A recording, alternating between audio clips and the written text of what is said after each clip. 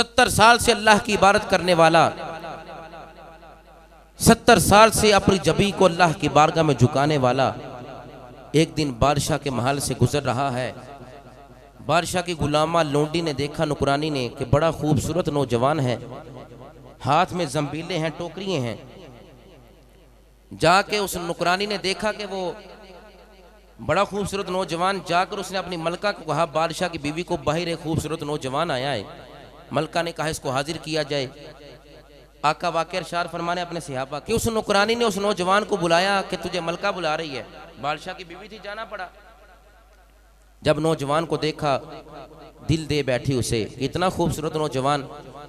कहा जंबीले एक साइड पर रखो, मेरी हाजत पूरी करो। उसका गलत इरादा था, जिना पे आमादा करने लगी, उसे हरामकारी पर आमादा करने लगी। मगर जिस पर फजले इलाही हो जाता है ना, जिस पर अल्लाह की रहमत के बादल छा जाते हैं, वो हरामकारी से बच जाता है। सुनिए कि गुनाह से बचना कैसे है, हमने जहन्नम से कैसे बचना है।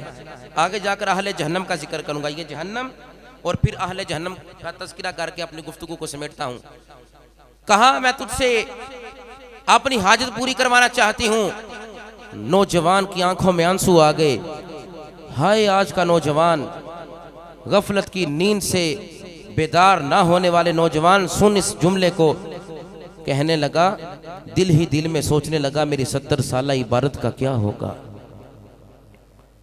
मेरे उन सजदों का क्या होगा कि जो मुशक्कत से मैंने वुजू कर कर अल्लाह के दरबार में अपनी जबी को झुकाया था।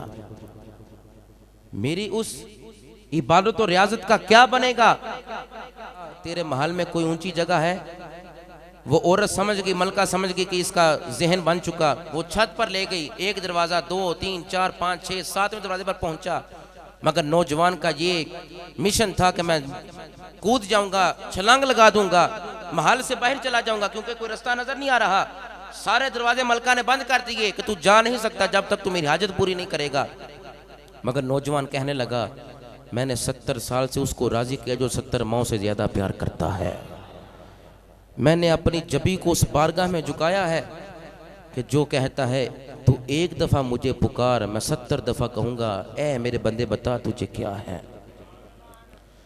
छलांग लगाने का इरादा किया, छलांग लगाई, हाजत पूरी नहीं की, क्योंकि उसे पता था कि मुशक्कत बड़ी ही है इबादत की। मेरी 70 साल इबादत एक तरफ, और ये एक दिन का अमल, मेरी 70 साल इबादत जाया हो जाएगी। सुनो नौजवानों, छलांग लगाई। रब ने फरमाया, जिब्रील पहुंच, एक मेरा बंदा है, बरगुज़ीदा बंदा है, जाकर पर बिछा। महल से वो नौजवान बाद में नीचे आया था, जिब्रील पहले पर लेकर वहां पहुंचे हुए थे। घर वापिस आया, बीवी कहती है जंबीलें बेचकर कोई पैसे, दिरमो दिनार, अशरफियां क्यों नहीं लेके आए, आज मजदूरी नहीं मिली। कहने लगा, आज कुछ ना पूछ क्या हुआ है। बीवी भी नेक थी।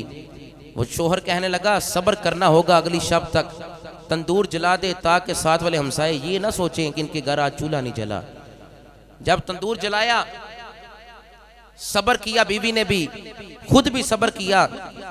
बीवी नमाज में मशगूल हो गई, मुसल्ले पर बैठकर अहद अहद की सदा को बुलंद कर अल्लाह को पुकारने लगी। बीवी जब अल्लाह अल्लाह करने लगी ना, तो दस्तक हुई दरवाजे पर। कौन? हमसाई। क्यों? आग चाहिए, लकड़ी लेने आई हूं। जब तंदूर के करीब पहुंची तो आवाज पता क्या देती है उस औरत को, उस नौजवान बरगुज़ीदा बंदे की बीवी को आवाज देती है, आजा तंदूर में तेरी रोटियां पकने के करीब पहुंच चुकी हैं। वो पैसे तो लाया नहीं था उसका शोहर, हैरान हुई, रोटियां कहां से आई, ये रिज़्क़ कहां से आया। वो आग लेकर चले गई, अपने शोहर को बुलाकर कहने लगी, जिस मालिक की तू मजदूरी करके आया ना, आज जिस मालिक को तूने राजी किया है, उसने तेरे लिए रिज़्क़ भी भेज दिया है। हुआ क्या? जब रोटियां बाहर निकाली, खाना खाया, तो वो लड़की, औरत, बीवी उसकी कहने लगी, अल्लाह की बारगाह में दुआ करो कि अल्लाह हमें हो रिज़्क़ अता फरमाए, वसी रिज़्क़ अता फरमाए। कहने लगा, सबर कर, अल्लाह साबिरां दे नाल हुंदा है। सबर कर, सबर, अल्लाह साबिरां दे नाल हुंदा है। वो कहने लगी, नहीं तू दुआ कर। जब दुआ की, उसके बार बार इसरार पर दुआ की, तो बस जब उस नेक बंदे ने दुआ की ना, अल्लाह ने उसी वक्त कबूल फरमा ली, क्योंकि वो अल्लाह की रज़ा का मुतला। उसने दुआ की कि या अल्लाह मेरी बीवी का इसरार है, मेरी ज़ौजा का, ये भी नेक खतून है, मैं भी नेक हूँ, इलाही हमारी बातों को कबूल करके हमें रिज़्क़ के हलाल वसीयत अता फरमा। छत खुला, यकूत के मोतियों की बारिश होने लग गई, उसी वक्त दुआ कबूल हो गई। रात को सोई है, ख्वाब क्या देखती है, जन्नत में कुर्सियाँ हैं बहुत ज़्यादा, एक कुर्सी है, कहने वाला कहता है, आवाज़ आती है ये तेरे शोहर की है, मगर उसमें सुराख है। पूछा सुराख कैसा? आवाज़ आई जो दुनिया में सुरह यकूत आए ना तेरे पास, तो वो हिस्सा तुमने कुर्सी से ले लिया है, ये बाकी रह गया।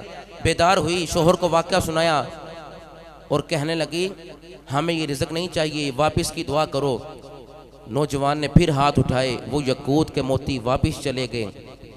अल्लाह ने उस इबादत करने वाले की इबादत को भी कबूल किया, उसकी दुआ को भी कबूल किया, तंदूर में उसके लिए रिज़्क़ का भी इंतज़ाम किया, आसमान से उसके लिए सूरह यकूत की बारिश भी हो गई। बताना चाहता हूँ, जो अल्लाह के यहाँ खड़े होने से डर जाता है, फिर अल्लाह उसको मशरिक़ की तरफ से भी और मगरिब की तरफ से भी रिज़्क़ अता फरमा देता है।